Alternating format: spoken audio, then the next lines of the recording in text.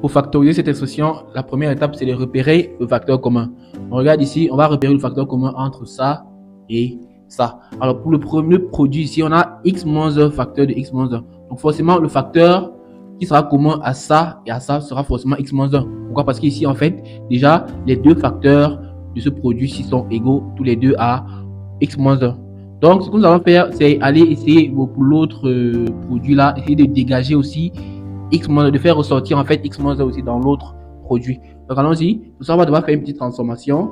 Pour le premier produit, on le remet d'abord. Pour l'instant, on le laisse comme ça. X moins 1 facteur de x moins 1.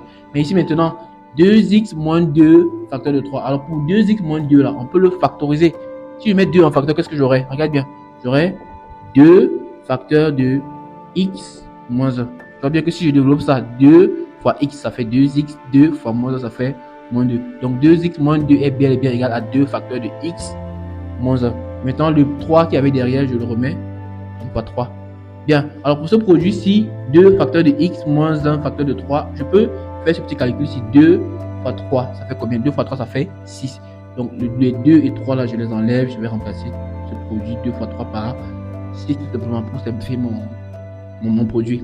Bien, maintenant, qu'est-ce que tu vois? Le facteur commun, il apparaît tout seul. C'est quoi? C'est x moins 1 ici, regarde, et x moins 1 de l'autre côté. Donc, une fois que je l'ai mis en évidence, comme ça, je peux le mettre en facteur. Je mets x moins 1 en facteur. X moins 1 facteur de... Alors, ici, lorsque je dis que je mets x moins 1 en facteur, c'est comme si je le supprimais en fait ici. Regarde bien. Je le supprime. Et qu'est-ce qui va me rester? Il va me rester l'autre x moins 1. L'autre x moins 1 là, je le récupère, je le mets ici. Et ici, si je supprime x moins 1, qu'est-ce qui va me rester? Il va me rester plus 6. Donc, je balance mon plus 6 là entre les deux parenthèses. Bien, maintenant que j'ai fait ça, il ne me reste plus qu'à réduire l'autre facteur. Donc, le premier facteur x moins 1. Alors ici, x, il reste tel qu'il est. Maintenant, moins 1 plus 6, ça me fait quoi? Ça me fait plus 5.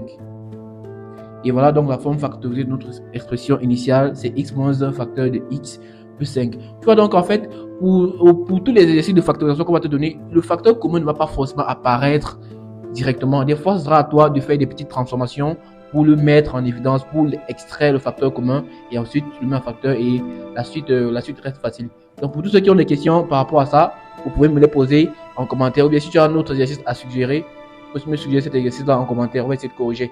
Allez, rendez-vous dans les commentaires.